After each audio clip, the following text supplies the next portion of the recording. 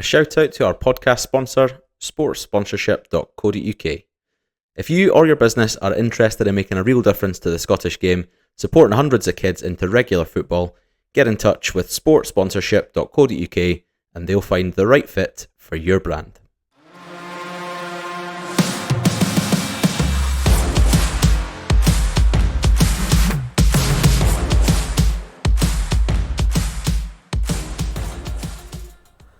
Hello and welcome to Tinpot, a very, very special episode of Tinpot, your Scottish football podcast with a bit of an alternative and nonsensical view. This is episode 41 and it's another fans face-off special as we approach the third Dundee derby of the season. We've got a veteran, long-suffering Dundee FC fan in Euan Robertson. Euan, welcome. Thank you very much, Tom. Good to be here. That delay is going to make this one heck of an episode. And previous guest, friend of the pod and sponsor of the pod, James Leask, is joining us from the Arab side of things. James, how are you? Very well, chaps. Delighted to be back. Back again. He's been invited twice. That must mean you've done something right the first time around. Oh, I don't know about that. Coming up on episode 41 for you folks, if you listened in to the episode on the 26th of December, the Hearts Hibs Edinburgh Derby special, it's a very similar format. We're going to have an agree to disagree segment where these two chaps are going to be debating controversial Dundee Derby opinions.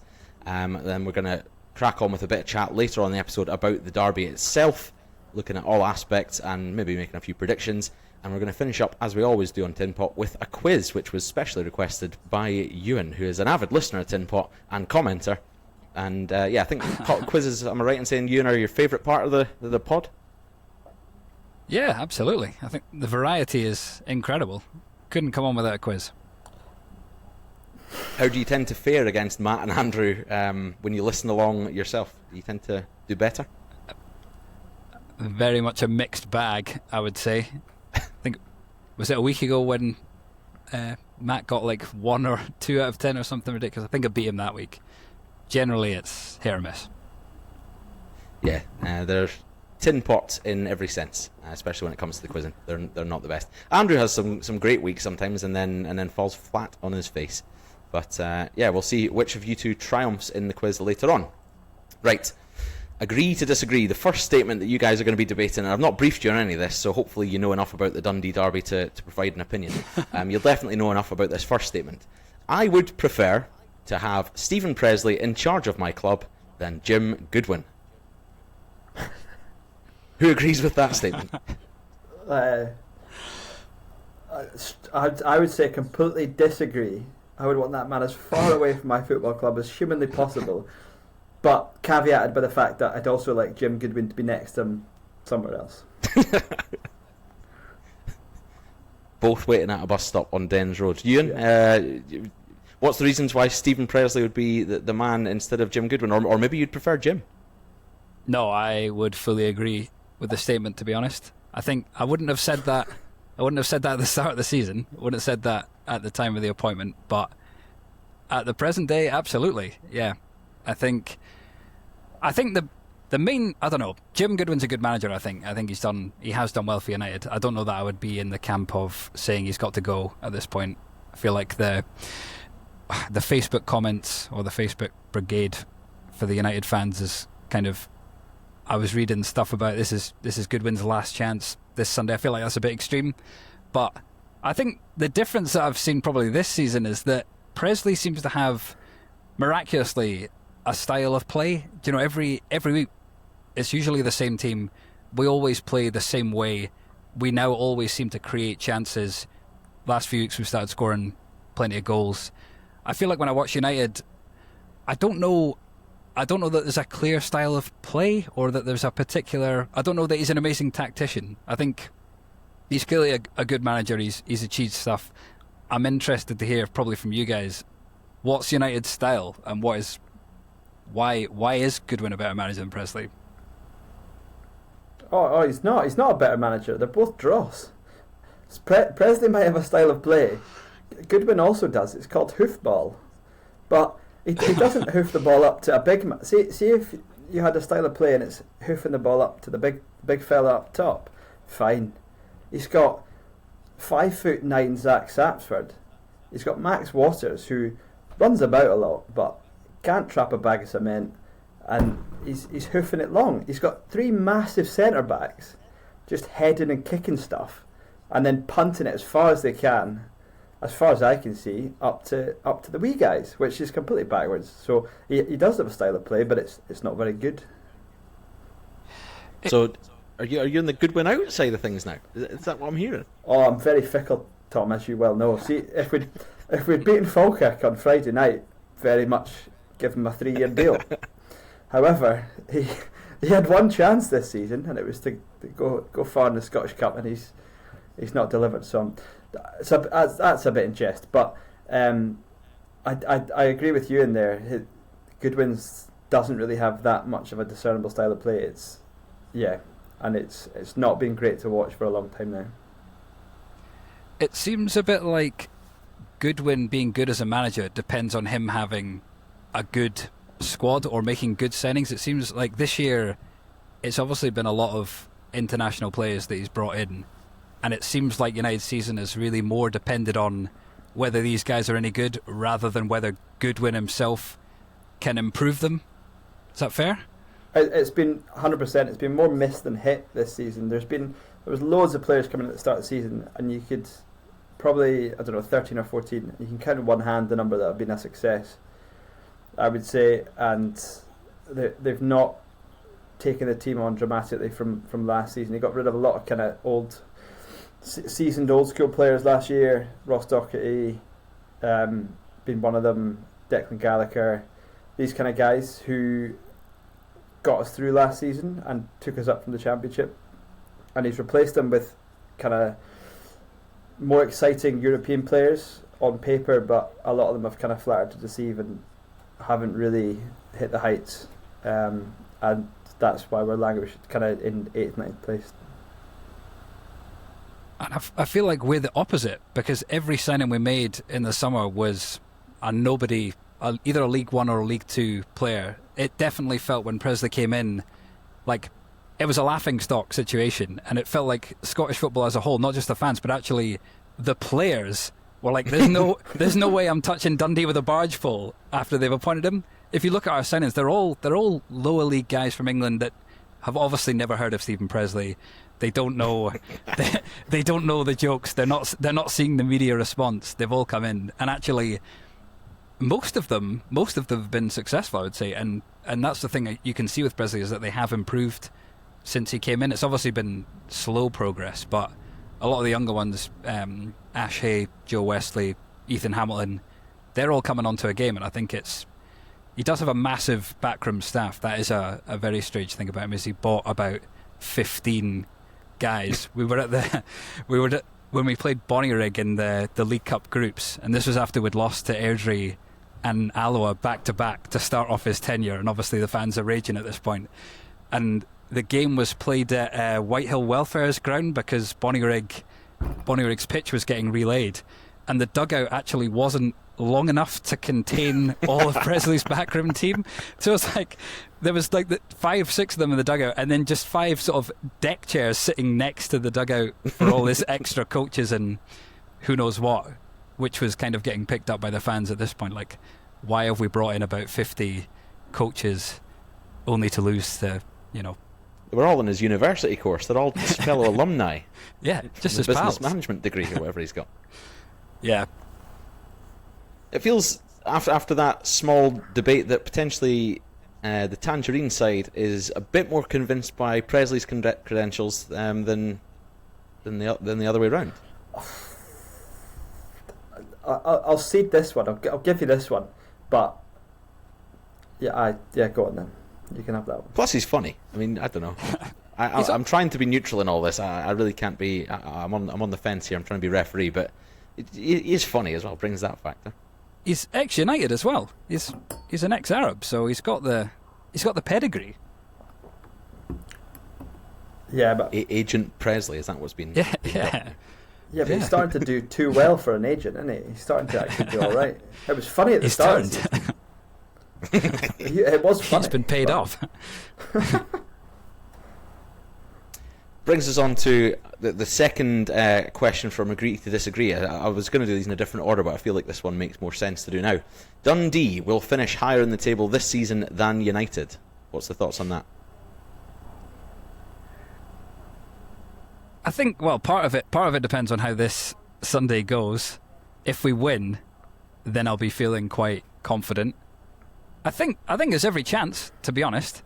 I don't know. I think the pre-split fixtures are fairly similar. I think we've both got Celtic to play. We've got Hearts, but United have got Rangers. Unless United win on Sunday, then I think we'd be struggling to overtake them. But I think even if it's a draw, it's obviously going to be tight. I think there's every chance, but I don't know. Get the splinters out of the buttocks and make a call. I think Dundee. Sorry, is that for Robbo? Well, yeah, predominantly aimed at Robbo because you haven't spoken yet, but have at it. I can just feel the splinters. I'll stick my lick on the line and say yes. You're back in Presley? Yeah. Jim? Yeah, I think Dundee will finish ahead of United. I think we'll get on to discuss this weekend's game later, but I think if you look at Goodwin's previous post-split record, it's pretty garbage, especially that first season at United. And if Dundee's trajectory is looking a bit upwards, I don't think there'll be much between the teams, to be honest. I think they'll both be fighting out for 7th, because Aberdeen are free fall. I think it'll be Dundee 7th, United 8th. Could depend on the Johnny Russell effect as well. What affects that? I thought he's going to get 6 minutes a game of just running about. I thought this was Another meant to be tiny quite forward. Exciting. Oh, it was I exciting thought this for was about all 4 minutes. Has he played? Did he come on the first? It's been 2 games? Has he played? Yeah, he's come on in both games. He got more of a run out at Falkirk. He got 20 minutes against Falkirk, but only 6 minutes after we'd already gone 2-1 up against St Mirren. He looked quite good against Falkirk.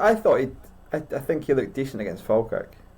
I think he looks much. If he doesn't have that chance as soon as he came on, though, where he almost set up a goal, if he doesn't have that, I don't know what else he did against Falkirk to make him look. He just ran about. The team just after he came on, though, the team just completely sat off and he was just chasing shadows. I think when he got the ball, he looked a cut above, but we don't get our ball to our forward players, so it's a moot point. It could be my PTSD from Johnny Russell scoring against Dundee in about 2012, but I feel like if he gets a goal, I think, and hits the ground running, he might go on a wee run. I would have to fear him playing on Sunday, to be honest. Oh yeah, you don't have to fear him starting because I don't think he's anywhere near fit enough to last more than half an hour. But yeah, maybe that's all he needs is half an hour towards the end. It looks like it's another tick in the Dundee column here. Really, it's both of you agreeing that Dundee are going to finish higher. Both of you, to an extent, agreeing that Presley is kind of doing the better job. So it's not started well here from an Arab perspective. One that may cause controversy for you both, or I think you might agree to this one as well. It's an opinion that has been thrown about over the last, 20, 30 years, off and on. Merging the two clubs would be a good move for both sides. What's your thoughts on the potential Dundee merger that's been discussed before? Absolutely not. I don't know. I think it would probably be a good thing for the physical clubs themselves. I think the club, a joined club, would compete on a higher level, but for the fans it would be just completely pointless.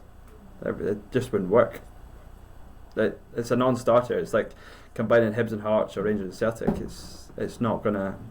It will never happen. Was it not close at one point, or was there not discussions quite close to it about 20, 30 years ago when both teams were utterly pish? Yeah, I was watching a YouTube documentary that somebody had sent me, and it was just before the Benettis came in, so all before the whole Caniggia stuff. And I think the Mars were who owned us at the time, were very close to going ahead with it. But I don't even know why it fell through in the end. But it would be abysmal for the fans. I think it would be, you've got so much history. I think it's such a great rivalry as well. I think Scottish football loses out. You'd probably be able to create a bigger club if somehow the fans bought into it. Especially, like, I guess younger fans growing up in Dundee would naturally go and support them. In time, it would be a big club that could, challenge the big five in Scotland. But for anyone who is already a fan, it would just be abysmal. Yeah, I think there's another sort of discussion on the side of that, which is the ground that both Dens and Tannadice stand on. If you scrap both the grounds, made something in the middle that's maybe a bit bigger, better facility, I don't know, and both clubs did an AC and Inter Milan and shared the same stadium, that might be of benefit. But I'd be much more for that. We're not big enough to fill them. No, I think there's definitely room, especially if you think of the wider context in Scotland. We're kind of lacking that 35,000 seater in Scotland that can host smaller internationals, that kind of thing. And if Dundee could have that, I don't see any reason why you couldn't have separate ends. And I mean, it's worked in Milan for long enough without any real issues. I don't know, maybe there is, but doesn't seem to be. And it could bring a lot to the city of Dundee at the same time. And yeah, you maybe don't fill it week in, week out. I don't know what Dundee's crowds are this season, maybe a couple of hundred or something, is it? But every second weekend you'd get decent crowds when United are playing. But there's lots of things you can do. You can kind of shut off the top tiers, and I know Vancouver have the top tier, but they kind of cover that over, and it still looks full when you're half full. So I think that could definitely work.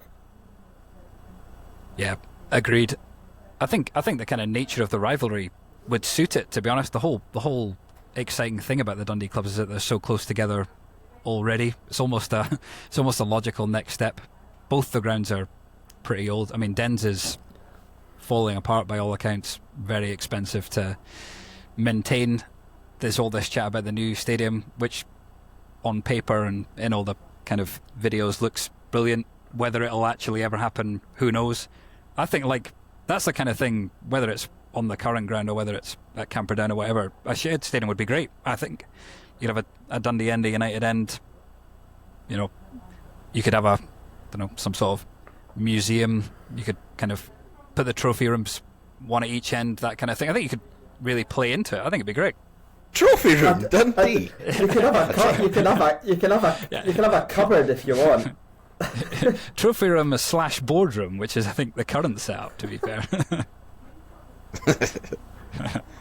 And you could get people like Little Mix coming to town for a concert every so often. What Tana Dens or Dens a Dice? Like Tana Dens has got a little ring to it, I think. Yeah. Tana Dens, brought to you by Dettol. Could be one of those sponsored stadiums. The Dettol Dome. We're already the Scott Foam Stadium. Yeah, just disgusting. Absolutely disgusting. So you're sort of in agreement on both counts there. We don't want to form the clubs, but potentially a shared ground would be something that would benefit both clubs. And, if you're chipping in both teams' budget for ground staff, but you've only got one pitch to maintain, would surely be a good thing for those in Dundee. Anyway, moving on.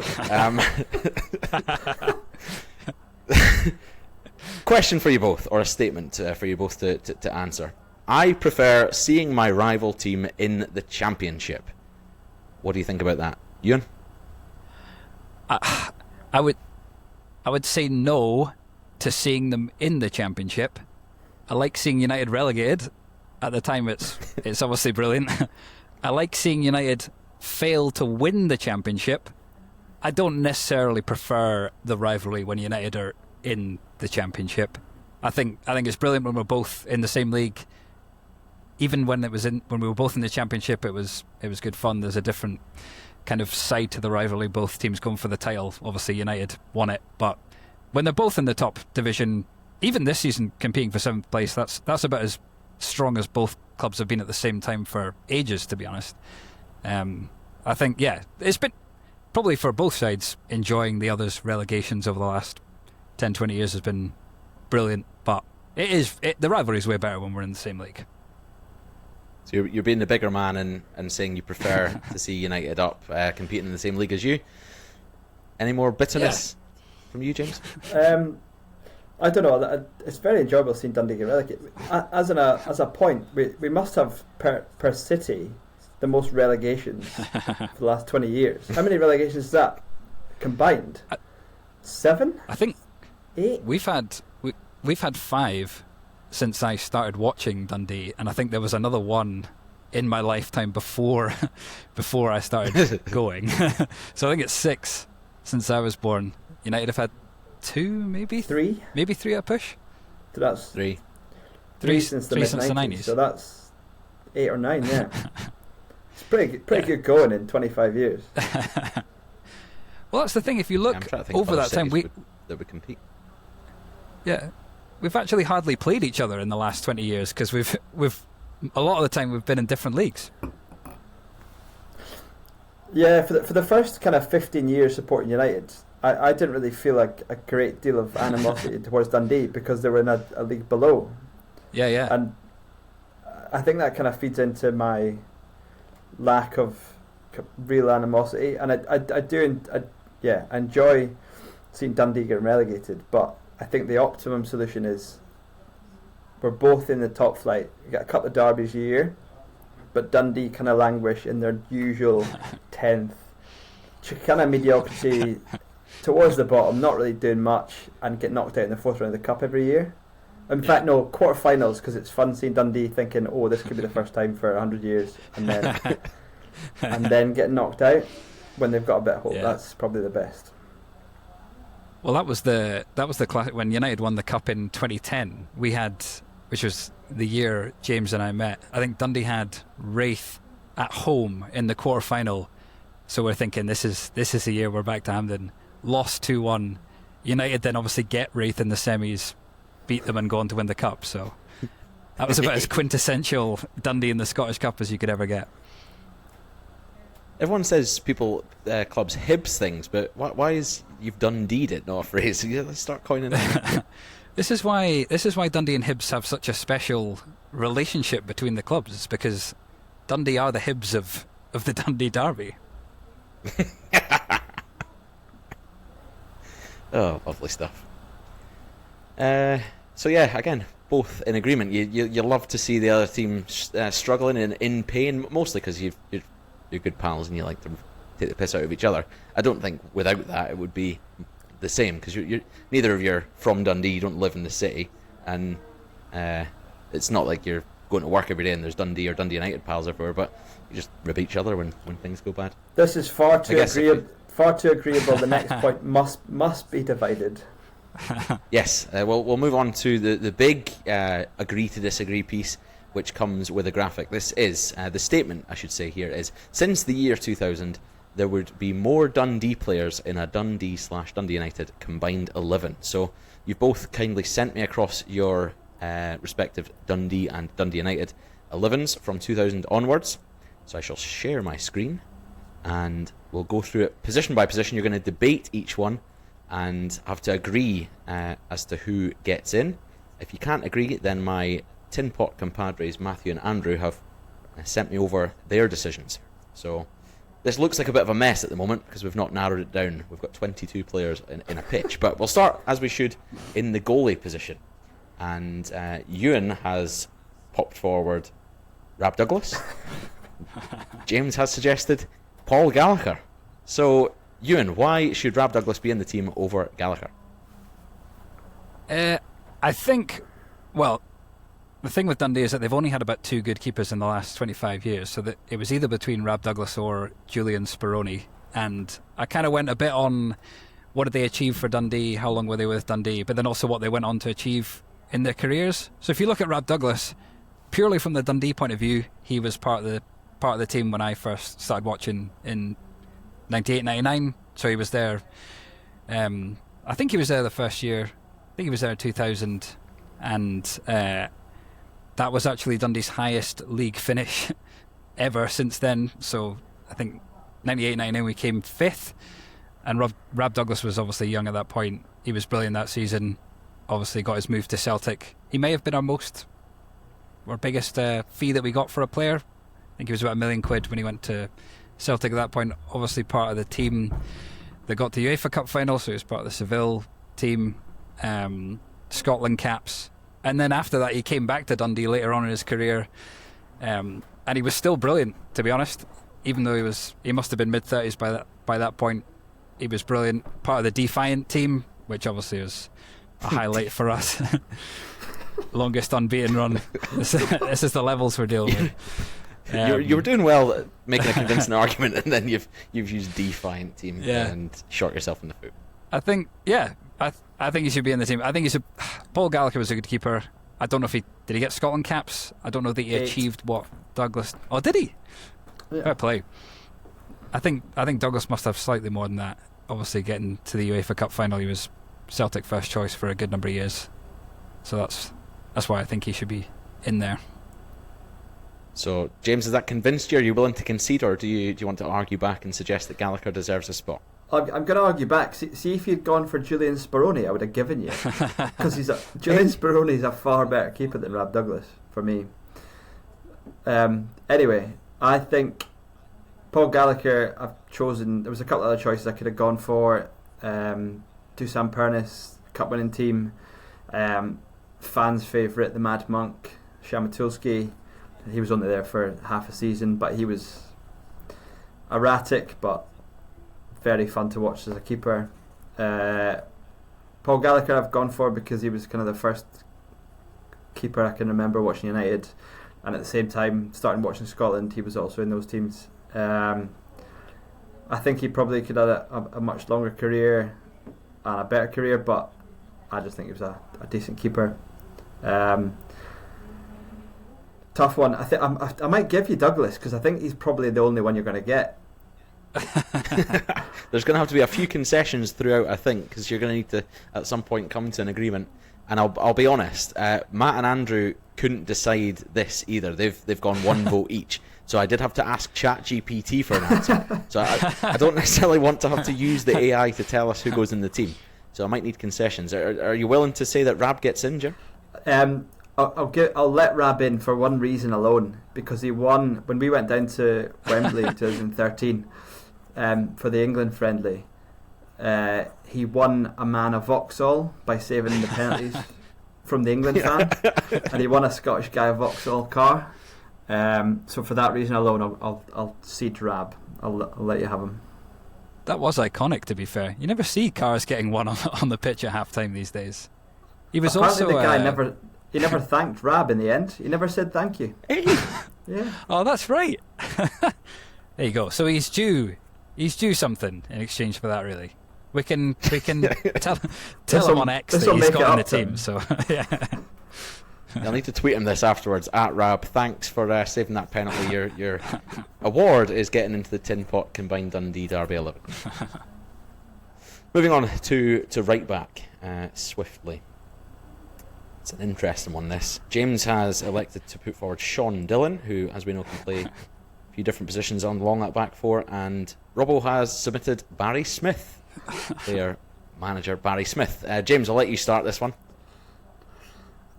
Sean Dillon, almost 350 appearances for United, mainstay, right back, centre back, left back, defensive midfield.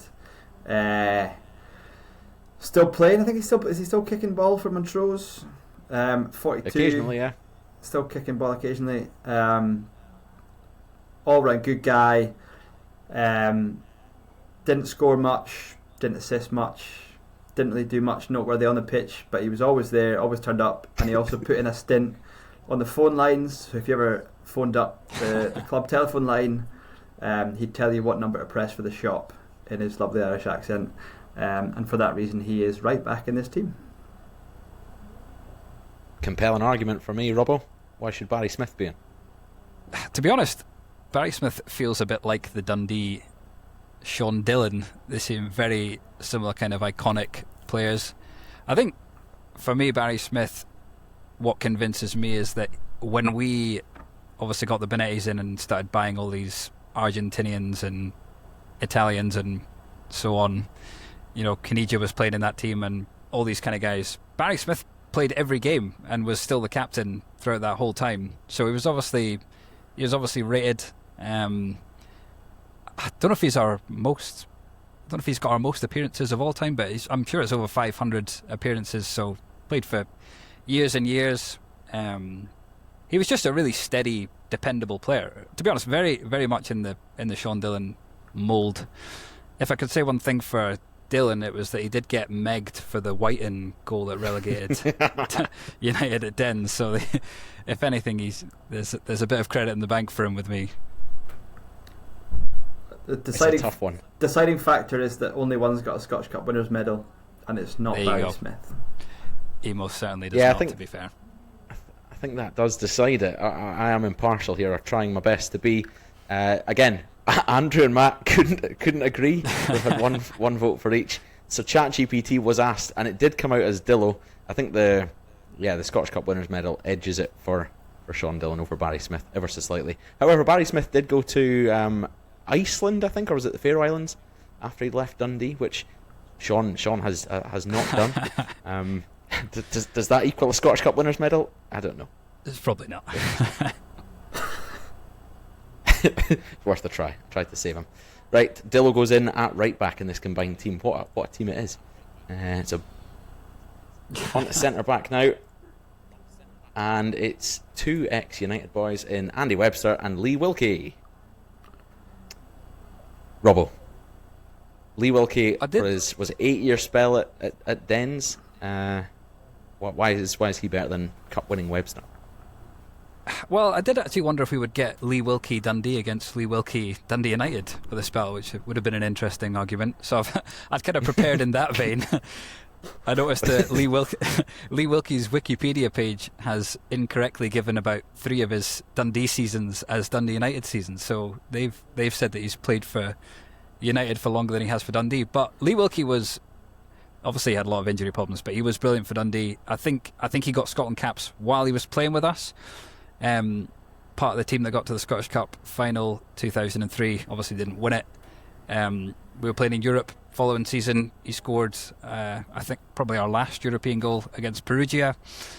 It was obviously, don't know that you can say that his peak was with Dundee because he was obviously at United as well, but yeah, I mean, if you really look over the last 25 years, Dundee's defensive record is consistently not good. But yeah, he was obviously a stalwart when he was there, and getting internationally recognised while he was with us as well, which doesn't happen often, so that's why he's in there. Yeah, what was Wilkie's peak, I guess, is the question. Was it sort of 98 to 06, or was it as a club captain, Scottish Cup winning sort of 30-year-old for Dundee United? Jim, Wilkie or Webster? What's the argument? I think the main crux of this one is the fact that Wilkie, as an ex-United player, was probably about 5th or 6th on my list. So, I think that says it all. But having said that, a lot of time for Lee Wilkie. I do actually think his peak was at Dundee, when he was coming through as a younger man, pre like his knee injuries and stuff like that. So he did a job for us after that, but I don't think he was the same player. In terms of Webster, he was only at us for a season, but I don't think any players had as big an impact in just one season. I don't know if we would have won the cup if he wasn't in the team. I think he kind of held the back together when you consider that he was alongside Gary Kenneth in a cup-winning team. So he's a complete Rolls Royce of a player, which I did say about this season's Bert Esselink, so that maybe doesn't hold as much weight going on to see how Bert's played for the last couple of months.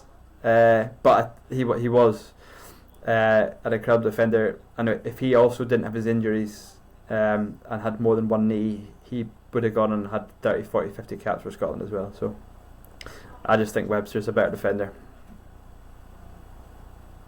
Yeah, I don't think you can deny that Webster's a better defender, personally. I think he probably is. But can you have a lone player that's only come in for sort of 25, 30 games over a an 8-year veteran like Wilkie at Dundee? Is the team made up of? Is it what they did at the club? I mean, this is up for you two to decide, really. Because if it's based on what they achieved at the club, then I mean, Webster has won a Scottish Cup, but was he there long enough to get into this team? This is the worry, is that if this is just the 2010 United Scottish Cup winning team, then I'm cooked for every argument. I don't know. I feel like surely if Wilkie was at United, well, he was Wilkie also playing in 2010, or was he injured for the United? He was injured. Scottish Cup. Injured, but would he have started over Gary Kenneth? Possibly. I think you could. Yeah, potentially. But I don't think he played that much laterally. Yeah, so you could argue that, but for a knee injury, would have won the Scottish Cup with United and obviously had a good spell at Dundee. Whether winning the Cup for United should put him in as the best Dundee defender for the last 25 years, maybe not, but I can see it either way. According to the wiki page for Mr. Wilkie, he didn't play a United game post 2008, so that Scottish Cup thing has hee-haws to do with it, really. Oh, maybe not. Yeah, he still lifted the cup, and he is an Arab, so. Yeah, that's true. He was there and thereabouts. Final decision. Can we agree on this one, or not quite? I'm keen to see what AI has to say on the matter. Well, you won't like this, Robbo. If it comes to AI, and I'm not making this up, I did ask it about 5 different players because they couldn't agree on 5 of the positions. All 5 answers, came back as the United players. So. Oh dear. So I've got to do some better arguing here. Yeah. I think given Wilkie's United connections, I'm probably going to give you this one. I think. I was going to say I was going to step in and give Wilkie the position. So there we go. We've got 2 D's in so far to the one United player. I mean, it's one and a half, really. 1.5 each. Next up, it's Zurab Kizanishvili against John Suter. Ooh. A very rogue shout, I thought, when I saw this coming through, as John Suter, who, obviously didn't have his best spell at United compared to what he's done since. Robbo, do you want to start us off with why Zurab should be in ahead of John? To be fair, I wasn't expecting to see John Suter either, but I think with Zurab, you could tell that he was a quality player. He was one of the... If you actually look back at the kind of Bonetti era, half the guys we brought in were way too good for Dundee, and half of them were just complete nonsense signings, just brought in because they were from abroad, basically. But Zurab was amazing. Not there that long. I think he did have some injury struggles as well, but was still there, part of the Scottish Cup final team 2003. You could see that he was kind of destined for bigger things. Obviously went to Rangers and then on to Blackburn. I think maybe a couple of other Premier League clubs, but generally went on to have a consistent career playing in the Premier League, which probably very few of these players that we're discussing have done. International caps, plenty of international caps for Georgia. John Suter, to be fair, like you say, has had a good career, probably post United more so than when he was there. I would give it to Zurab personally. Oh, well, we know that, but is that argument going to be enough to convince Jim? First of all, why did you pick Soapy over the likes of Kenneth, or why instead of maybe putting Dylan at centre half and another boy at right back? What's the thinking behind Suter?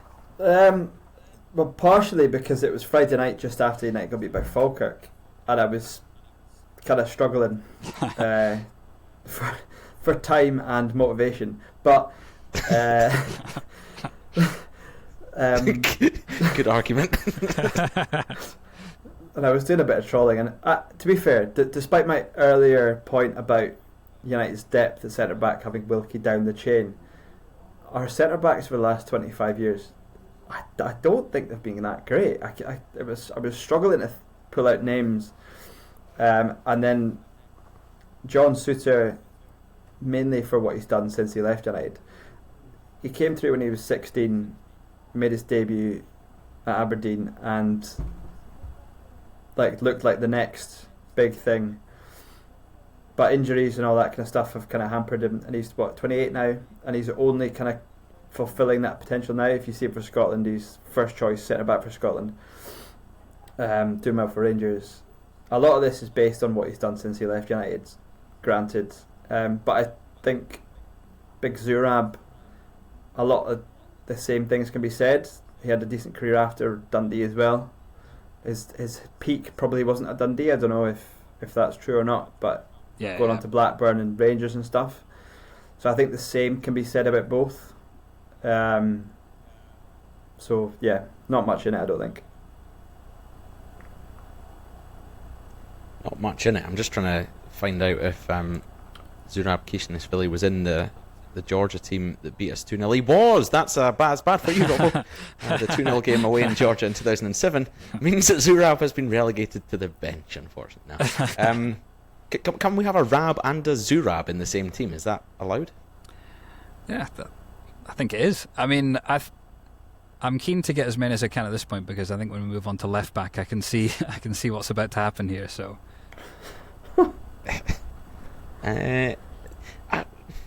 the thing is, Andrew and Matt have gone 50-50, and ChatGPT does say Suter, and I think what James is saying is right. It's based on what they've really done after the fact, because neither of them had their peaks at Dundee or at United. Has John had the better career in spite of all those injuries? Could John Suter play in the Premier League? I think he could. Yeah. For Spurs, maybe. I can throw some other names in instead. Jason DeVos, can he get in ahead of Kishnishvili? Gary Kenneth, would you take him? Yaroslav Foyut. He was my next shout, but he wasn't there. Yeah. I almost feel like you should have gave it to Webster over Wilkie and then Zurab over Suter. Almost. You can change this if you want. You can go back and decide as a team what you want to do. I almost feel like that sits better with me, because I could see the Webster argument. I was kind of chancing my arm with that one with Wilkie, to be fair. I do think Zurab overall's had the better career than Suter. Yeah, we'll go Webster, and I'll give you a Webster Zurab. Okie dokie. Just takes a quick fiddle around here. Webster comes in, and it's Zurab alongside. Or John. Right, on to left back, and I don't see this lasting very long at all. But we'll do it for the purposes of a joke. At left back, we've got a choice of Craig Forsyth or Andy Robertson. I can't believe you've not gone Dicker. Yeah, it's the same. It's the same as the Wilkie issue, that they've been good for Dundee and then left to go on to United. So as few Arabs as possible in my selections, to be fair. Yeah, I think with this one, I knew. Any defence here, Robbo?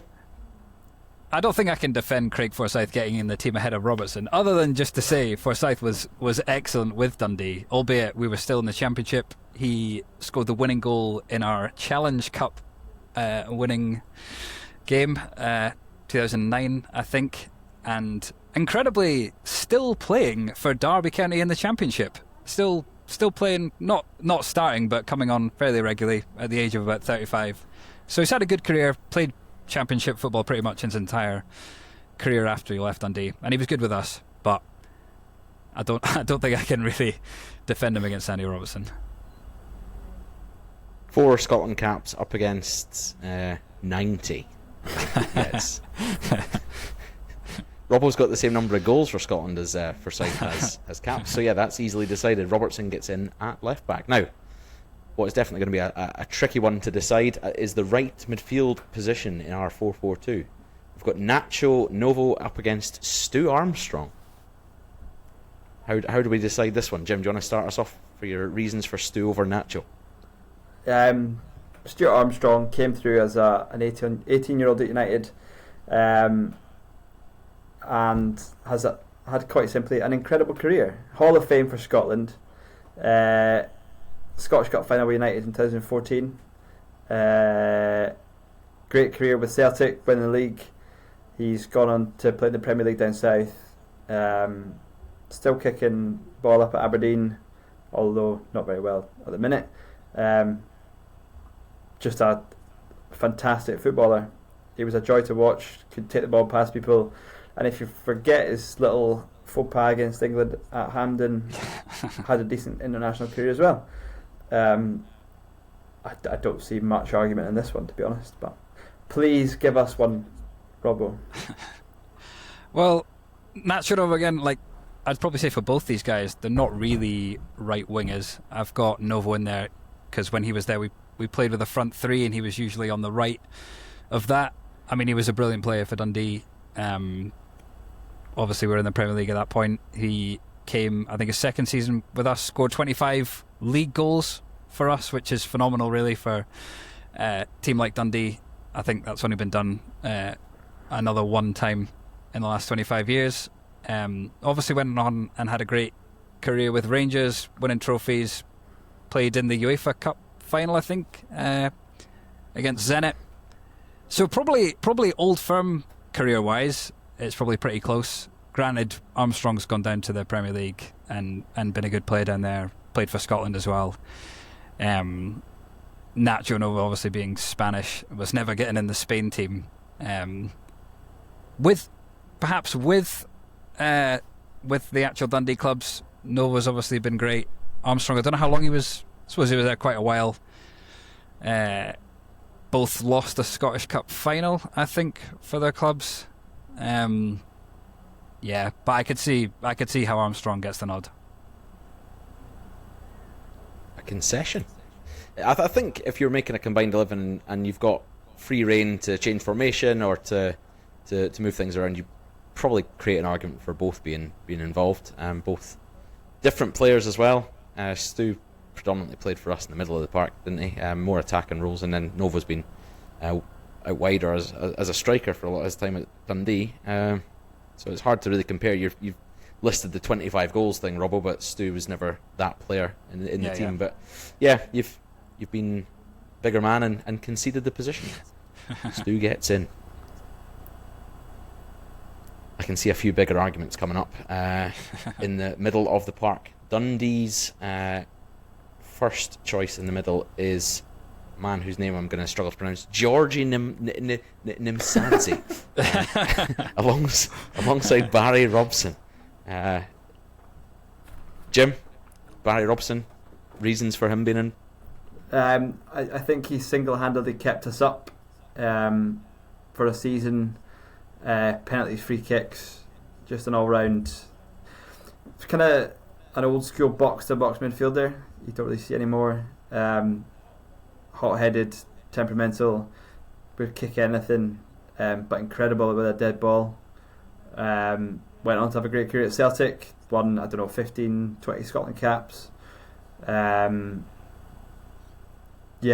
part of a pretty mediocre Dundee United team. Got to the League Cup final in 2008, which we should have won, robbed of that. So I think if Mike McCurry wasn't such a blue-nosed bastard, we might be talking about a League Cup winner that we could maybe edge it in this. So loved watching him play, great player. I think he's an all-round midfielder. A more red-faced man on the football pitch you would never see. Georgi Nimsadze, 69 caps, however, and a bit before my time. I'm not going to lie, Robbo, so you're going to need to try and convince me here.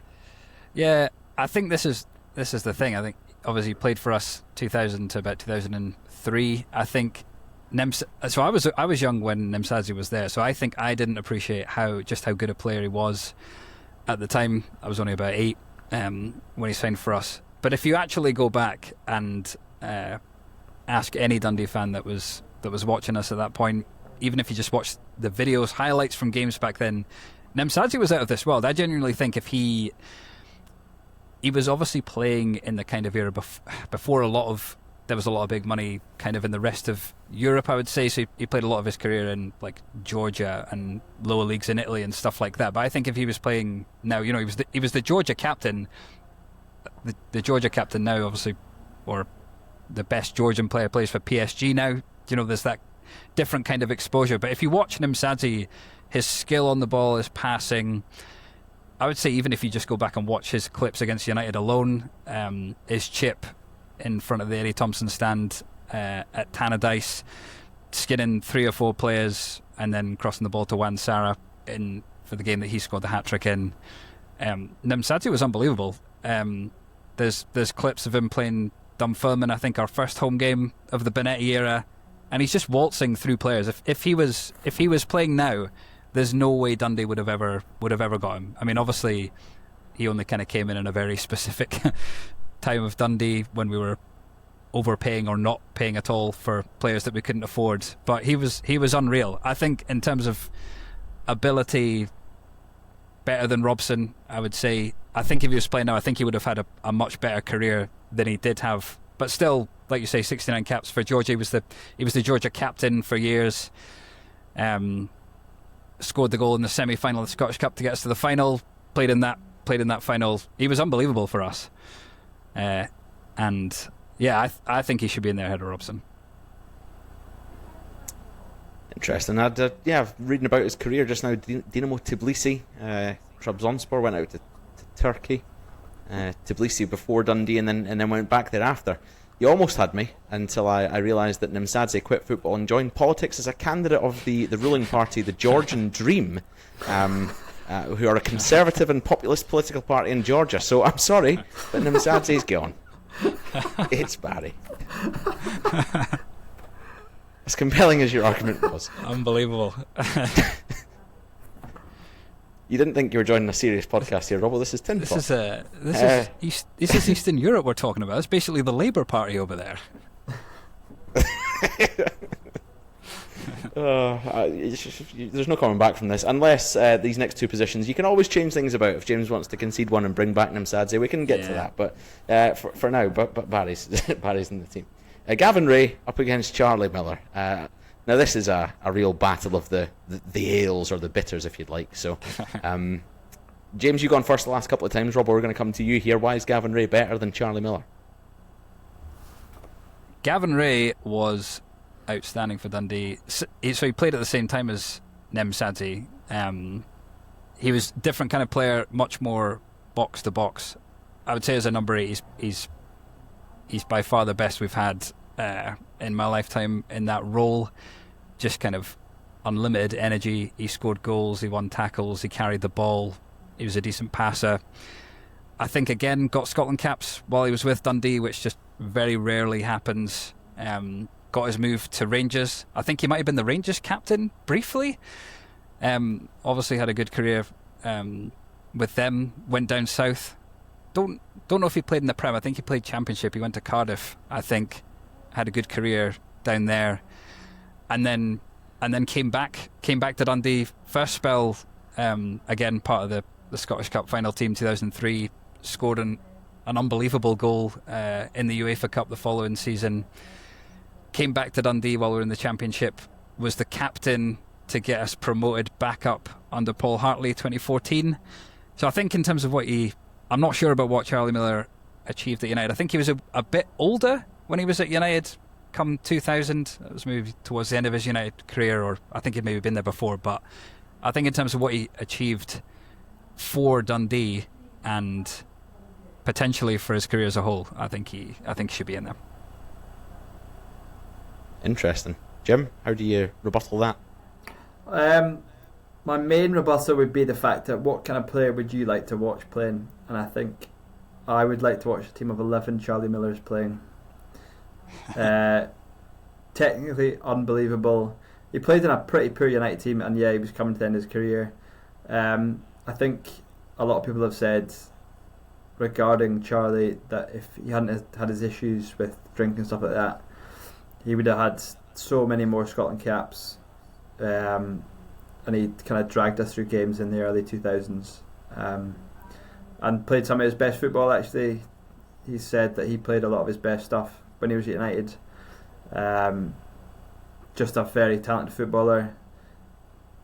Yeah, his lifestyle and his all that kind of stuff off the pitch wasn't kind of suitable for top level football, but early 2000s on United he really fitted in and played some great stuff. And just as I was kind of starting to watch United, he was the main player, and yeah, that's why he gets in over the roadrunner Gavin Ray, who just run box to box.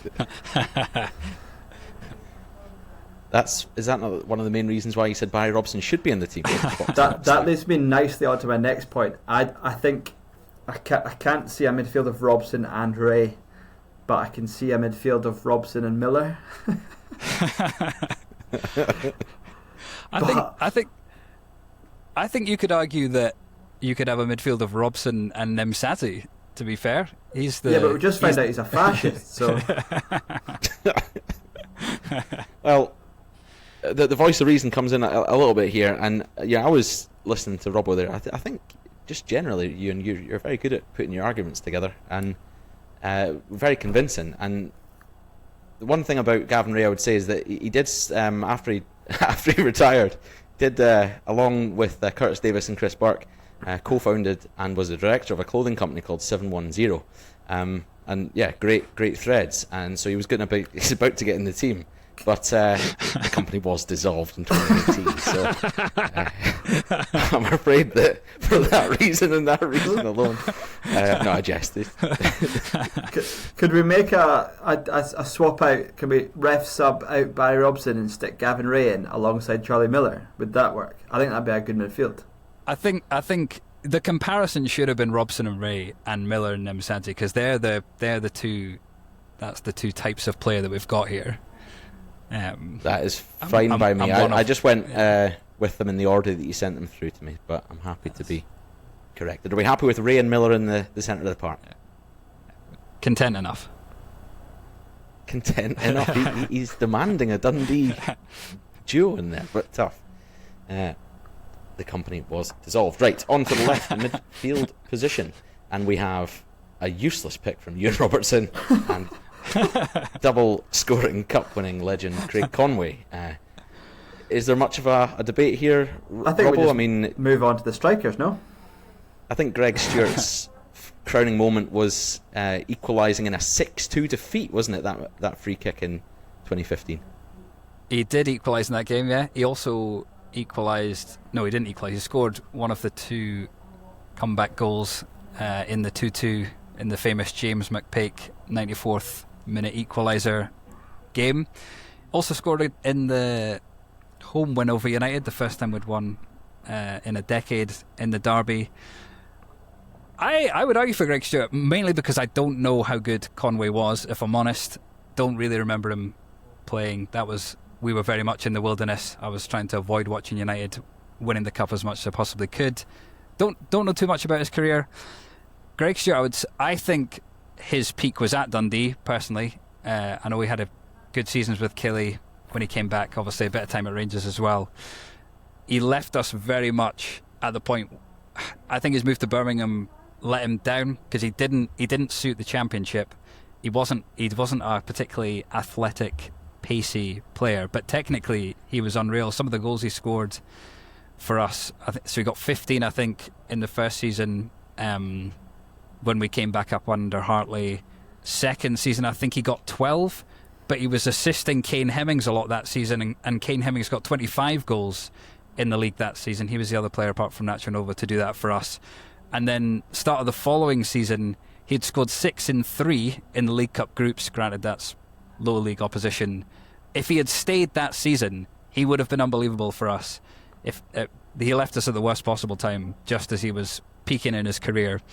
Part of a team that got a top 6 finish and then a comfortable 8th place finish the following season. Part of the team that relegated United. It's about as good as things have been for Dundee in the last 10 years. Certainly one of our best players in that kind of time. Like I said, I don't know too much about Conway's career, but Greg Stewart was a phenomenal player when he was with us anyway. I don't know what you're talking about. What a waste of your breath that was. It's unbelievable. He's trying to defend Greg Stewart. Andrew is one of the voters in this, and as you'd expect, he's voted for people like Gavin Ray and a few other people that had Rangers backgrounds. He's not voted for the Celtic background of Rab Douglas, for example. But even he couldn't defend Greg Stewart, which tells you a lot. James, what's your rebuttal? Craig Conway came through part-time playing with Ayr, cutting hair in his dad's hair salon, I believe. Went on to win the cup, play in Europe with United, get Scotland caps, played in England. Enough said. Better than Greg Stewart. What was his career in England like? I played for a long time at Blackburn, Cardiff, mainstay in the Championship. I think he might have had a season in the Premier League. Not entirely sure. I don't think it was a first choice in the Premier League, but I think he did play there. Might be wrong. But he played in the Championship for a long, long time. Played for Scotland. Had a pretty decent career after United. I don't think his highlight of his career was at United, but obviously winning the cup as part of that team, feeding the likes of John Daly, Good Willie, from the wing. Yeah, it was class to watch. It's just a cut above. And even if Greg Stewart had a better career, he did go on to play for Mohun Bagan Supergiant, who have a board member called Surav Ganguly. So we can't have any Goolies involved. It's Conway. Actually forgot about his career in India, to be fair. He was basically the Ronaldo of before he came back. the Indian Super League. Cool. Yeah, he did lift the title over there, to be fair. That's his one crown. Yeah, there you go. I can see it on the Championship thing for Conway, to be fair. I don't think the cup win has as much a sway for me on the basis that you beat, what was it, a lower league Ross County and a Wraith in the semis. You maybe knock out Rangers in the quarters. Was that season? That argument would have a lot of weight if you'd won the cup at all in the last 100 years. Correct. Yeah, you keep talking about this cup final that you made. Who did you beat on your way to that cup final that you lost? Inverness Cali of the... What league were they in? I believe Division 1. We did knock out Aberdeen, to be fair, and a Premier League Partick Thistle, I believe. Still, Conway's in. This is where I think we might get more of a sway back towards the Dens side of Dundee. Lee Griffiths up against John Daly for the first of two striker spots. The eagle-eyed amongst you on YouTube will be able to count, and the audio, if you've got fingers, you can count up that we have currently 6 United players in to the Dundee 4. Is that right? Or Dundee 3, sorry. So at best, you're going to get a 6-5 here, Robbo, unless you can convince James to remove one of his previous players. But Griffiths versus Dinty. Jim, take it away. Why is Dinty better than Griff? Oh, big Dints. Put your hands up for John Daly. Because he scored 70 goals, 70 plus for United. He was an old-fashioned target man. How long was he at United? 7 years, something like that. 7, 8 years. Won the cup again. I know I've got a couple of cup winners in there, but it does make a difference when you can mention it to a Dundee fan. Yeah, I suppose I get the argument about Griffiths, but I think I'm basing this purely on Daly's United spell. He was that number 9, the best number 9 we've had for the last 25 years, and maybe even longer, based on goals alone, hold-up play, and yeah, I think he'd play well alongside Griffiths, actually, so we could do a bit of jiggery-pokery and get them both in. Big man, little man. Yeah, the big man, wee man combo. Robbo, why should Griff go in ahead of John Daly? I don't think there's much of an argument to this one, personally. Griffiths was just an incredible goal scorer throughout his entire career. Had a couple of seasons with us. I can't remember the split of the goals, but I think about 35 goals or in that ballpark across 2.5 seasons with us. Daly's obviously got a great record of goals with United. I think probably because he was never quite good enough to sign for a better team than United, I would say. Griffiths obviously was always on the way up with us. He was sold to Wolves because we went into our second administration, so partially saved the club, you could argue. Obviously came back to Celtic, or Hibs. I think he was maybe at Hibs before Celtic, but obviously scored just tons and tons of goals, really. I think he got 28 in one season for Hibs. Celtic, he obviously, I think he scored 40 in one season, just year in, year out. He was obviously scoring goals, winning lots of trophies. Obviously then Scotland caps the goals against England. Griffiths is going to be remembered by all of Scottish football, whereas I think Daly, obviously a cult hero for United and a good player and a good goal scorer, but I think if you're asking your average Scottish football fan who you're picking, you're taking Lee Griffiths all day long. I think I would probably have to agree, as do Matt and Andrew. It was unanimous on the public vote, but I will do things a bit differently this time. I'm going to open up the final two striker spots and see if you want to make a deal here to maybe have that big man, little man combination. The final two possible players to go into the team are Claudio Caniggia, and for some reason Nadir Sifsi's made it in there.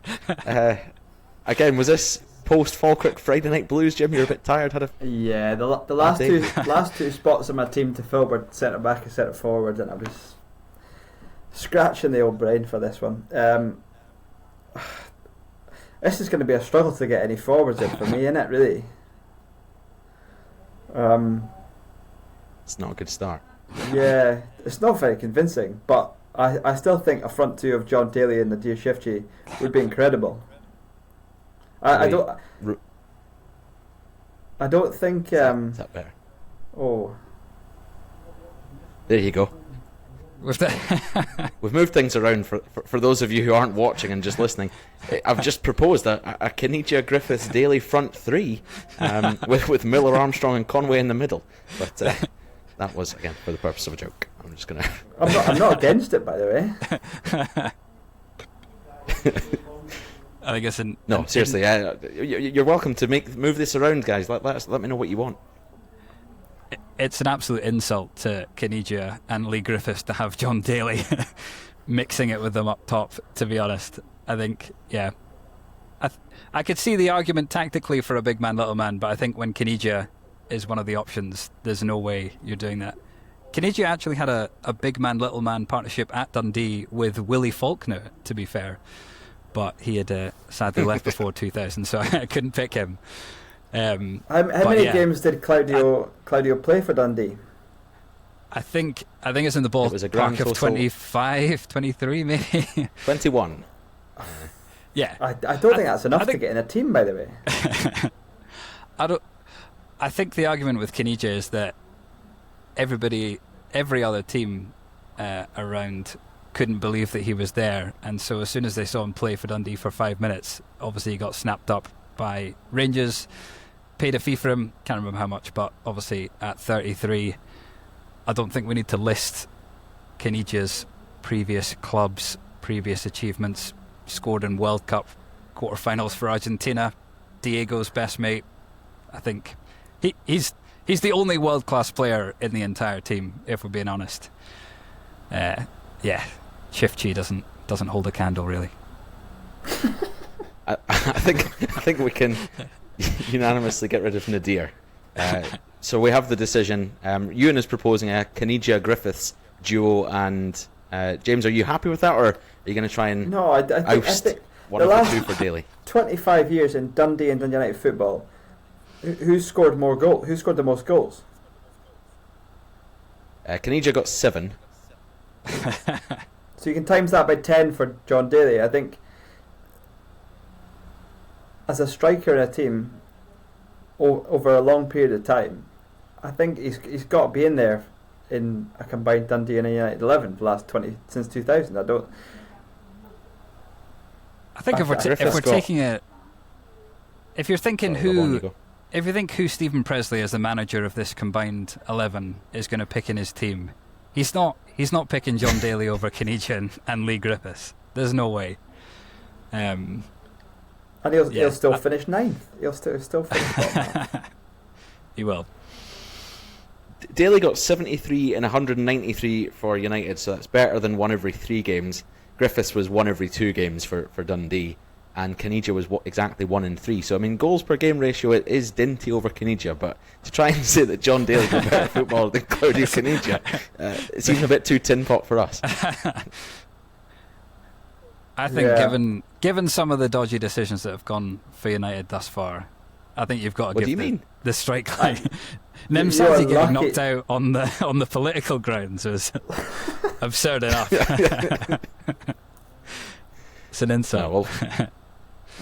We'll give you the 6-5 defeat. What can you jump up with Griff?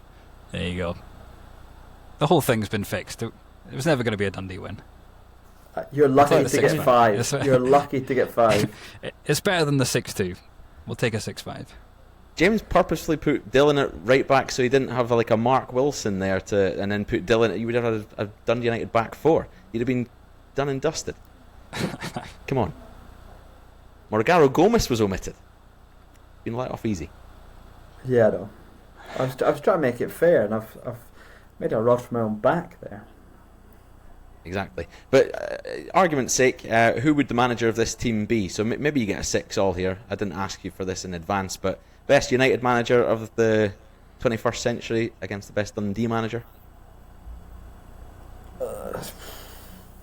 Probably Levein for me. I know Houston won the cup, but I think Levein... It was Levein's team though, wasn't it? We should have transformed our fortunes. We should have done a combined 4-6-0 and had Levein as the manager, and then we could have had Nemsansi in and no Dundee strikers, and then everybody would have been happy. I think we have not had many good managers in the last 25 years, to be fair. I was going to say Jockey Scott, but he left in the summer of 2000. Technically, he was our highest finish, 5th place in that entire time. Paul Hartley got us promoted and got us a 6th place finish. Jim Duffy had a top 6 in a Scottish Cup final. There's not a lot else, really. Doc got a 6th place finish. Yeah, they're all much of a muchness, really. Yeah, it would go to Levein, wouldn't it? I don't have a little graphic for Levein's face, but I'm pretty sure he gets that spot. So you can do his voice though if you want. That brings us to the end of this segment. We'll move on. I've not done Levein for a long time. That was terrible. Right, Tinpot. Lovely. Thanks, gents. A good 7-5 victory for the Arabs. 7-5 victory for the Arabs. Yes. Right, the match on Sunday. Let's have a blether about that and then have some quizzing. Just to tee this up, it is 7th against 8th in the Premiership. Dundee unbeaten in 4, which includes an away victory at Aberdeen, draw against Hibs, and a win against high-flying Motherwell. We seem to have lost Jim's visual, but that's A-OK. I'm sure he'll be back by the time I finish this little segue. United only have 1 win in 5 matches in all competition, which was the home victory against St Mirren, 2-1, with a penalty in the 83rd minute. Dundee derbies this season, United won fairly comfortably at Dens earlier on in the season. It was 2-0, but it looked like could have really been anything United wanted it to be if they'd kicked into gear. Dundee didn't lay a glove on them, but then Dundee came to Tannadice and got that 1-0 victory on our patch. So, yeah, it's 1 apiece this season. Both clubs are playing a style of football which doesn't see much possession. United are 11th in the table for the average possession this season, and Dundee see themselves in 9th place. So I don't know who's going to be wanting the ball. Maybe just toss a coin and decide who has more of it. Dundee, the sort of joint fewest goals in the Premiership this season, which isn't good for them considering how bad Livingston have been. But on the flip side, United have the third worst defensive record, shipping the third most goals in the league so far. Only 4 clean sheets in 29 games.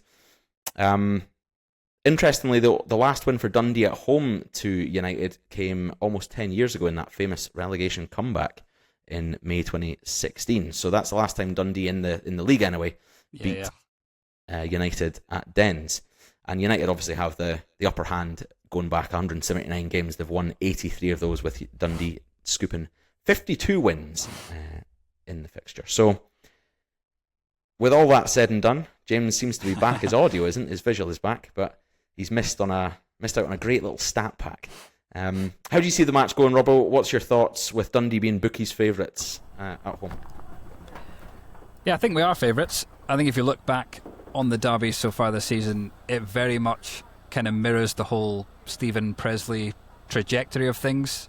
I think I've said to both of you before, the 2-0 for United at Dens earlier in the season was, I think, genuinely the worst I've seen Dundee play in the derby ever, including both of the 6-2 games. I think if you look at those games, things just went for United in both those games. But Dundee had good teams in those seasons, whereas, like you said, we just never laid a glove on United. That game, I don't think we tried to attack once. It was very much at the point where Presley's game was all about just having the players stay in their positions, and it just seemed to be letting other teams play through the lines. We weren't putting in tackles. We were just doing nothing in the whole game, and obviously then things have picked up since then. The 1-0 at Tannadice, I think that could have been more for Dundee that day. We had all the chances first half, missed a few sitters. I thought United were really, really poor in that game. I was really surprised by how bad United were in that game. Not as bad as we were in the first game, but I was worried going into it, and I thought United just didn't turn up on that day. I think since then we've got better. Like I said, we've chatted about kind of Presley's style. You're right, it's not possession based. It's very much when you get the ball, move it to the wings, isolate the wingers one-on-one with the fullbacks, get them past, getting to the line, or get them cutting in and putting the ball inside.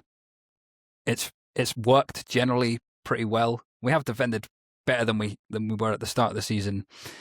But I think with the style and probably the momentum at the moment as well, the results we've had the last few weeks, especially being at home form's been good.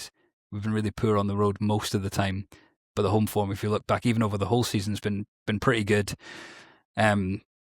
Probably coupled with the feeling about United at the moment, it doesn't seem like there's a lot of, again, looking at the fans online, there doesn't seem to be a lot of confidence. I think if we start quick, get the first goal, I think we should win. I'm never confident going into a derby. Really, I'm always loath to say, looking back to the 6-2 games, I thought we had a decent chance of winning those, and I know how it can unravel. But I think if we play the way we've been playing, I think with Dundee this season, especially since Christmas, we play well generally in every game. We've lost games, but we haven't been rubbish in any games. I think a stat I worked out was that you've got to go back to November to the last time Dundee were going into the 90th minute of a game more than a goal behind. They're always in every game right to the end. They lost 3-0 to Rangers, conceded a couple of goals after the 90 minutes in stoppage time.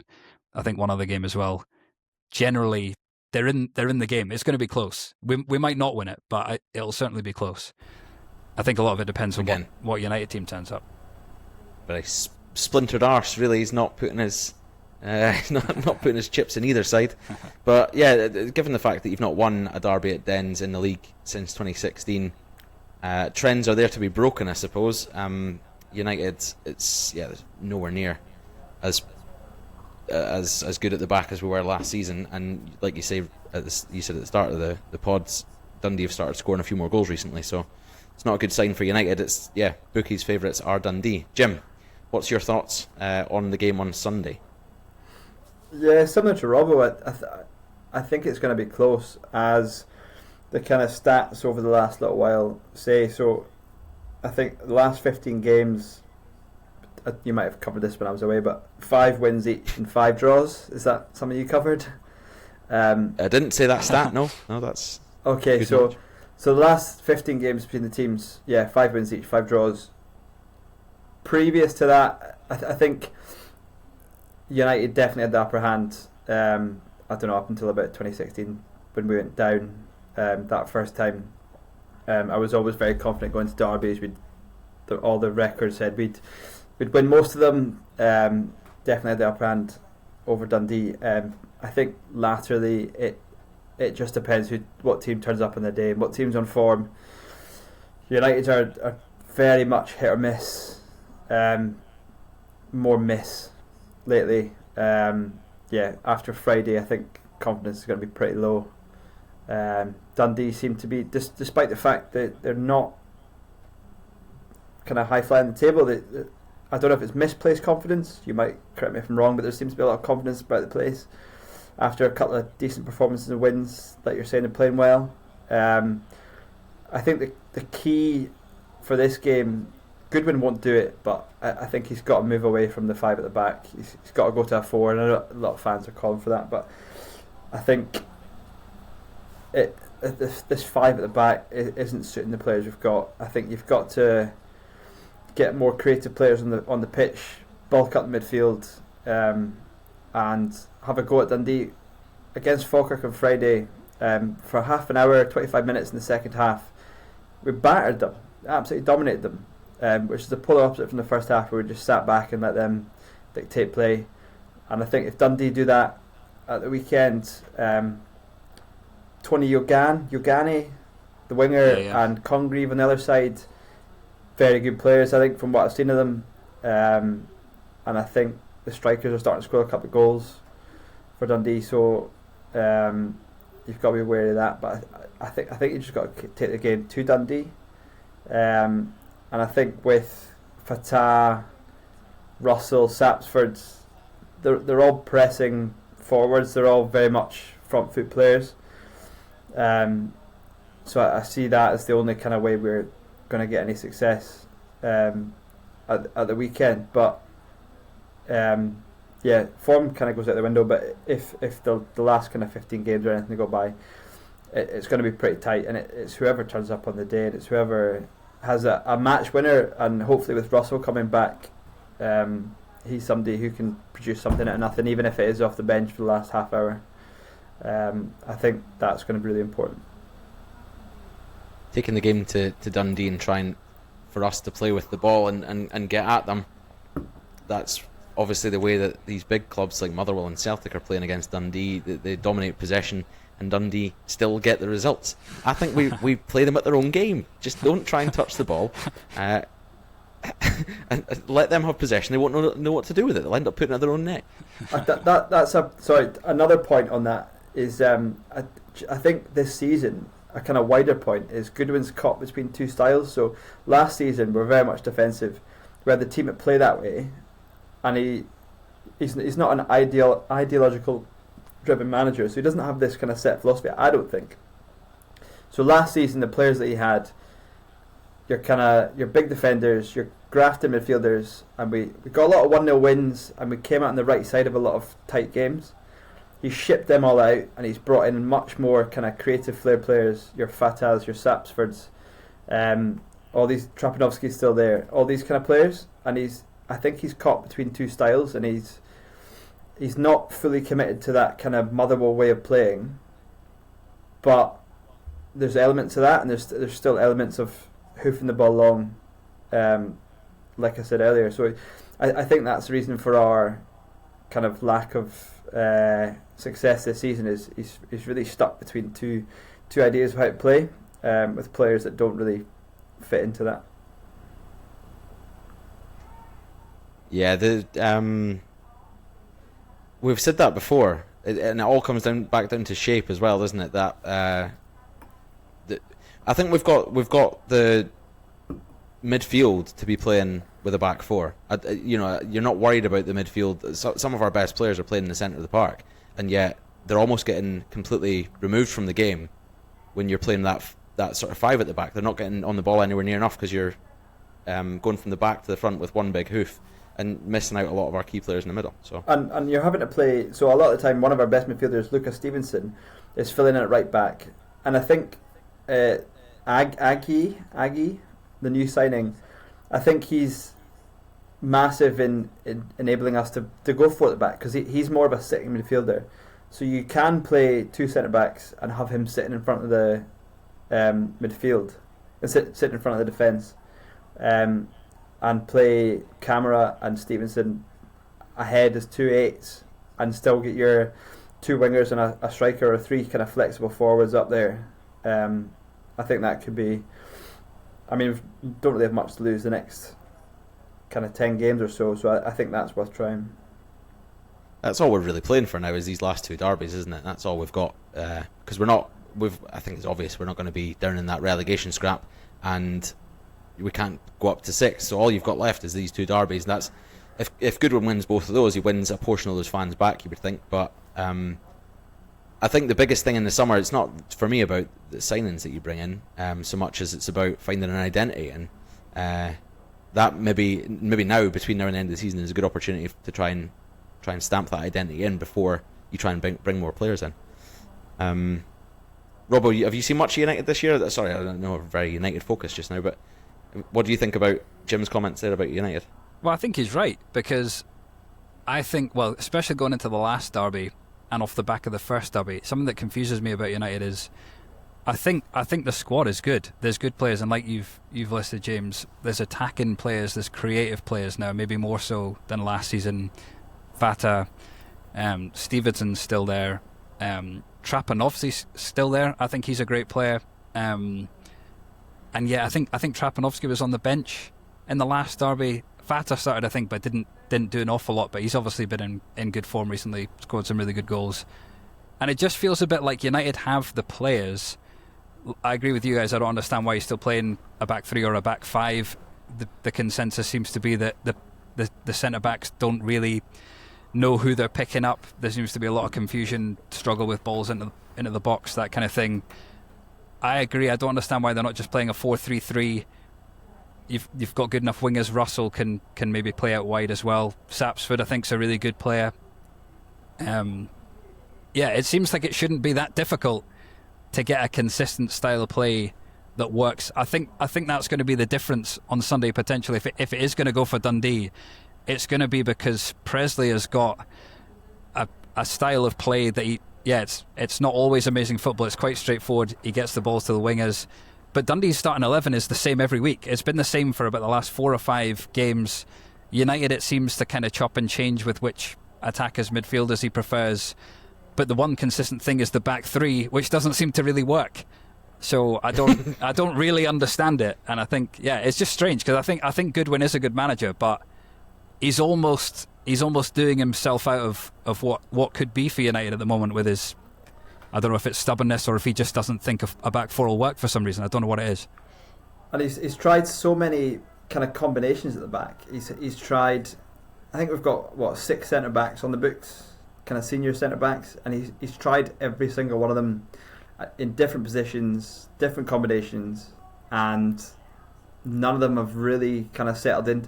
I think that needs to be your kind of the basis of a decent team, is you're either 2 or 3 centre backs who you play 75% of the season, and they are your foundation for the team. And that's what we had last season, and we just don't have it this year. It's chopping and changing every week, and on top of that, changing your keeper halfway through the season.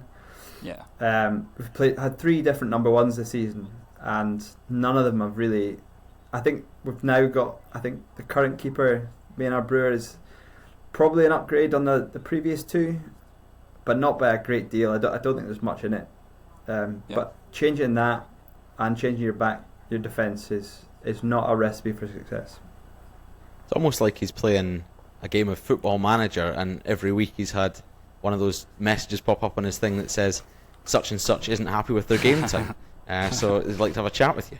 It's all either that, or they've all got a contract that say you need to play X number of games this season to, it's a disgrace. What's the chat with Ivan Dolček? Because he seemed to get off to a flyer, and I was very worried about him before the first derby. He obviously scored. I was then worried about him for the second derby, only to find out that he hadn't played for weeks, and it just seemed to disappear off the face of the earth. He scored 5 in his first 10, but I think it said on Friday he's not scored since September. He's not really played. He's been in and out. I think we tried to tie him down on a contract on the back of his, when he was top of the goal scoring table at the start of the season. We tried to get him because he's on loan with an option to buy, I think. So we tried to buy him, and I think his agent was playing funny buggers with that, and he didn't commit. And since then, he's just he's either barely played or has played. I think Goodwin doesn't like his lack of work rate. But or certainly didn't. It just seems weird. He got off to such a good start, and then just you don't often see that someone, especially scoring goals. He was I'm sure he was the top scorer in the league for the first 3 months of the season or whatever. So just weird. We'll get some predictions from you both for this match, and then we're going to have a quiz to close out lads, I think we've covered most bases for this upcoming derby. Like we've said, bookies have got Dundee as favourites, the home side, and James has provided a fantastic stat, which is 5 wins for each team and 5 draws in the last 15. It could not be tighter. Euan Robertson, on the spot, what's your score prediction? And if you want a first goal scorer prediction, if there's to be a goal. I'm going to get off the fence and say 2-0 Dundee. And first scorer, I'll say Congreve. Congreve to score first and a 2-0 win. Yeah. James, you're not very optimistic, but maybe you can muster up a positive scoreline. I was about to say 2-2, but I think we'll win a classic 3-2. Purely based on Robbo thinking Dundee will win, so I'll just just for a bit of needle. I think it's distinctly lacking needle so far. Much needed needle. Yeah.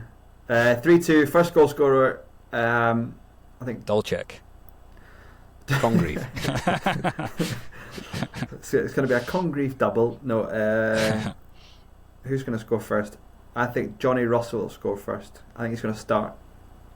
A 3-2 with Russell coming on in the 82nd minute to score the first goal. No, I think he'll start Johnny. And just play the first 6 minutes. No, I think you'll get 12 out of him. I think the first 12 get off the flyer. Lovely. I can't watch Johnny Russell score dude. in another 3-0 Derby win for United. I can't go through that. That's No, in the you're past. fine. You'll That's score 2. decades You'll ago. I score can't 2 go this through time, that again. 2 in the first 12 minutes. I'm sure he scored. Well, either way, he scored like a Mackay Steven-esque cross or like a goal from the wing into Rab Douglas at one point in one of those games. Awful memories. Yeah, it was incredible. yeah, there have been How a was few he not in the corkers team ahead of scored down Daly? at the shed end? We need to take it Ahead of offline. Chifchi, surely. I need to do another team. Well, I couldn't put Goodwillie in for obvious reasons. He'd get vetoed out like Nimzadze. Yeah, if we're going. Yeah. For anyone listening and wanting to take advice from these two about their predictions, all I would say is don't back the 2-0 to Dundee, because Euan Robertson also believed that Greg Stewart is better than Craig Conway, so he clearly knows hee-haw. Stand by it. Right. Quiz time. Good. Right, we've got a quiz format that has been on the pod before. We've got a couple of formats, actually. We're going to ask you guys plenty of questions, and I'm going to share my screen again. Hopefully this pops up for you. All visible? Yes. Yep. Excellent. It's a Wikipedia excerpt from... They've either played for Dundee, Dundee United, or potentially both. I'm going to unveil the red segment, which says 3 points on it. If you're watching on YouTube, you can see exactly what's going on. If you're listening along, I'll try and quickly read out the teams as these boys are reading them. And then I'm going to need a buzzer from each of you. You can decide what that is yourself. Derry, potentially, for Robbo, or Jerry for Jim. Surely it's got to be Too similar, Jobby. No, yeah. That was a joke. Jobby? Okay. Yeah. Can I just go bzzz? Jobby and Buzz. Okay. So, before you buzz, if you'd let me read out the teams for the listeners, in case they want to play along at home. If you get a consensus, once you've buzzed at the first segment, if you get it wrong, you're out. You're frozen out. You can't buzz in again. So, be careful with your buzzes. Okay, player 1, first segment. Started his career at Celtic from 99 to 03, then moved to Dundee in 03 to 05, then went to Freiburg in 05. Jobby. Bzzz. Oh, there may well be a lag here. I've been done by the delay. I did 3 seconds before. Okay, to avoid the delay, do you both have a raise hand option on your screen at the bottom? Yes. Where's that? Yep. Yeah, okay, use that Does that going work? forward, but Oh. it did come up, yes. And that shouldn't be delayed like your audio is, Robert. I will have to give this one to Jim, though. James, your guess for 3 points? Mark Fotheringham. Mark following the guess, and we all know that is correct, yes. Sorry about that, Euan. I've been robbed. Well done, Jim. Stitched up again. Right. Player 2, I'll look for the hands being raised. Started career at Newcastle in 01. Then Jim's raised his hand. Oh, I've gone fought. And oh, got it. James McPick. Oh no, I don't. That's not James. James has buzzed and is incorrect. Euan has also raised his hand. what happens here if I get this wrong? Are we all back in? You're both back in, yeah. I'm going to guess this is Gary Harkins. Also incorrect. Okay. I'm going to lower both of your hands. So just a recap for the listeners. Newcastle 01 to 04, and then moved to Coventry on loan in 02. For 2 points, the next team he moved to was Livingston on loan, then Coventry, then Motherwell, then Hibs, and then Inverness. No hands raised so far.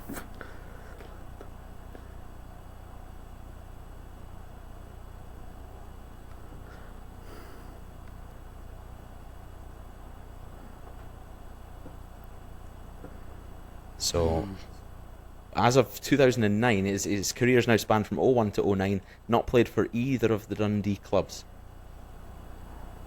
10 games. Both of the lads are struggling here. Predominantly played for Motherwell between 04 and 07, 79 appearances for Motherwell in that time. Oh, I feel like I should be able to get it. Yeah, this is tough. Both want to agree to move on for the final clue to I get think 1 point? Yeah. Okay. After Cali in 09, went to Dundee for just 35 games in the... Oh, and Jim has raised his hand. Oh, I didn't mean that. Sorry, that was an accident. Deary I'll me. lower it for you. 09-10. This is maybe I think this is the trickiest of the 5. Oh dear. Newcastle, Coventry on loan, Livingston on loan, Coventry on loan again, Motherwell, It's going to be so obvious when you Inverness, see it. I hate it. Dundee, and Arbroath. Oh, it's so annoying. I could potentially unveil a position if that would help. Still for 1 point. It would help, I think. I don't want to unveil the name. Maybe. Oh, we've got date of birth, born 1981, age 44. Keep going. Place of birth, Bells Hill. Bells Hill. Position, midfielder. Oh, his name's not even on there. Nah, no idea. Oh dear, so Pass annoying. from Jim. I Any should be able to stabs get from it. you, Euan? Midfielder. Ooh, yes, I think I've got it. Jobby. Is it Jobby, he shouts. Is it the legendary Brian Kerr? It's Brian Kerr. Well done. That was Great hard. quizzing. That was really hard. You have recouped a point, 3-1 down, but don't worry, there's 9 points still to play for, and then a further 11 points in the last round of the quiz, so you can still Incredible. come back. Right, hands on buzzers, ready to raise those virtual hands. For 3 points, went from Spurs to... Oh, Jim's raised his hand. Spurs to Barnet to Hjoring. Callum Butcher. Callum Butcher for 3 points. It is correct. Well done. Wow, fair play. After Hjoring went to Hayes and Yeding, then to United, Burton Albion, Millwall, Mansfield, Billericay, United, Burton, and Motherwell again. Might have got it from the Burton. Never would have got it on one. So you would have needed the second clue, Euan. Yeah, absolutely. Not so good. Right, for 3 points again. Fingers at the ready. Aberdeen, 09 to 12. Wigan, 12 to 15. James's hand is up. Fraser Fivey. It's unbelievably fast. Correct. Wow. Fraser Anderson Fivey. Fair play. Surely that's I'm unassailable now now. feeling less guilty about the 3 points given at the start. Player 5. Your first set of clues for 3 points. Celtic 06-07, and then on loan to Ross County. He's gone James' hand is again. up again. Michael Gardine. He's wrong and he's frozen out. Oh. Euan, Right, would you okay. like to guess? You don't have to, or you can move on with James frozen out. Well, I can't really risk Jim coming back in here, so I think... No. Yeah. Oh, so you're going to move on for free? I think so. Yeah, I don't think I'll get it from that. Okay, that's fine. James is still frozen out. St Johnstone was the next club after County, and it was Dundee for 6 years, and then St Mirren. 6 years is a long time. 166 games for the Dark Blues. 6 goals suggests a defender or a not very attack-minded midfielder. Then to St Mirren. 6 goals. That's one of your top scorers in the last decade. Put him in the combined 11. St Johnstone. Trying to think what happened in that. Oh, yes. Is it Gary Irvin? Jobby. Is it Gary Irvin? On the right. It's on Gary the Irvin. right. Gary Irvin. Sensational. The White Cafu. Did you get that, James, after No, I didn't get that, no. Didn't get Probably that. So the genuinely our scores, best, Rob will our get 2 second points best for that right one. back. Plus his... Also from Bells Hill. So Hotbed you got of 3, football 6, talent. 9. It's... Is it a score of... I'm trying to count this up now. 3, 6, 9. 9 to 3. We'll take it. Going to need some serious capitulation in this final round for you to come back here, Robbo. But we're going to play a Guess the Starting 11. Ooh. Oh, dear. Euan, you have the starting 11 of the relegation derby in 2016. Okay. And James, you have the starting 11 of the 6-2, the first of 2 6-2s back in 2015. Going to start with you, Euan. Name one of your positions and players, please. Any player? Any player, any position you'd like, whatever is best for you. Okay. I think the keeper was Scott Bain. Correct. James, over to you. What month was it in 2015? It was January. Oh. The 1st of January.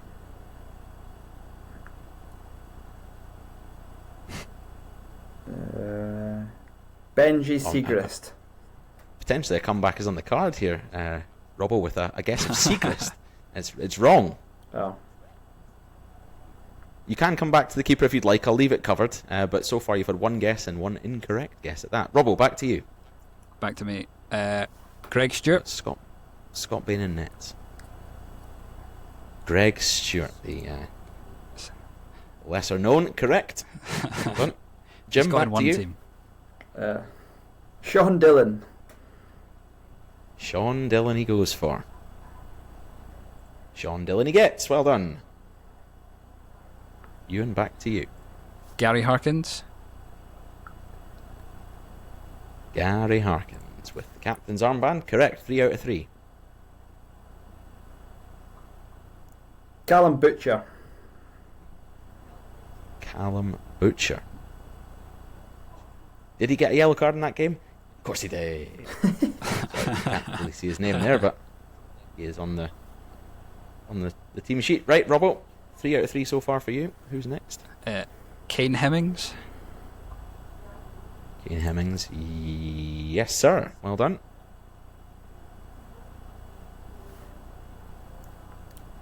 Really need James to start getting some more wrong here, Robbo, if you have any chance of the comeback.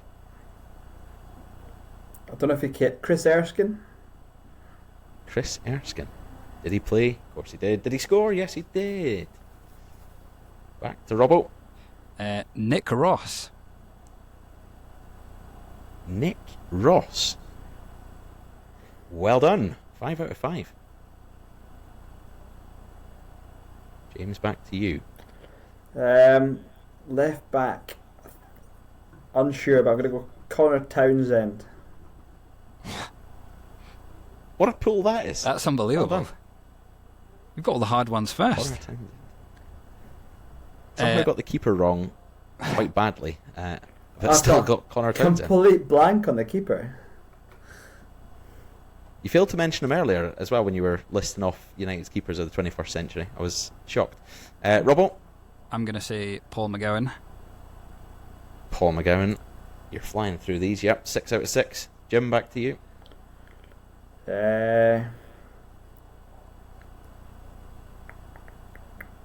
Was Suter still there?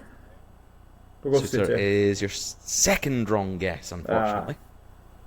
Back to you, Euan, for your 7th guess. So far, you've got Bain in goals, just for the purposes of our listeners being able to enjoy this. You've got none of the back four so far. You've got Ross and McGowan in midfield, Harkins in the 10, Stewart on the right, and Hemmings up top. So you're missing a left winger, and you're 4 at the back. I'm going to say Darren O'Dea. Well done. One of your 2 centre-halves. Jim, you've got Erskine on the left wing, Butcher in the CDM, Connor Townsend left back, and Sean Dillon right back. We'll go So Shifty. Shifty. Nadir. Oh, wrong one. Correct. Played but didn't score, and yet is somehow in your combined 11. Robbo, back to you. I'm going to say One more to get. Kostadin Gadzalov. Kostadin Gadzalov, well done, incredible stuff. James, back to you. I don't know if he started. I'll go Charlie Telfer. Don't think he He did. scored number 6, but he didn't start the game. It's your 3rd wrong stab. Euan, back to you. Slightly harder now. I think Gary Irvin should have played somewhere. It's not going to be a perfect 11 out of 11 for you. Gary Irvin didn't start the game. That's disappointing. Back to you, Jim. Did Dowser play? Did Dowser play? Dowser did not play. Wrong. Euan? There's a few that I think might have been subs, and I'm trying to think who's played fullback if Gary Irvin hasn't played. Is it Cammy Kerr? See that at that point? It's got to be. It's not Cammy Kerr. Wow. Too early. Disaster. James? Yarrick Foyut. There he is. He's back in the game. So it's currently... Yeah, I mean, Euan, I think, has won this quiz. You've got one more guess left each, and yeah, there's no way of a comeback, unfortunately. But Dear. Euan, who's your last pick? I'm going to guess Nicky Lowe. Nicky Lowe is your 3rd wrong answer, I'm afraid. No dear. Nicky Lowe. James, can you make it 7 out of 11 as opposed to the measly 6 you've got so far?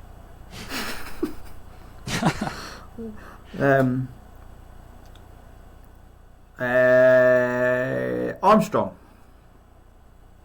Thank goodness gracious for that. Well done. Armstrong did play in the 10. How he's failed to mention Gary Mackay-Stephen, who scored 2 in that game, it's beyond me. So yeah, to fill in the blanks, Mackay-Stephen on the right, we had John Rankin next to Butcher in the middle of the park. Next to Foyut was Keith Watson, and in the nets was Rado. Of course. Don't know how he's missed that. For Robbo's missing players on the right, we've got Paul one of them, the Young McGinn. brothers.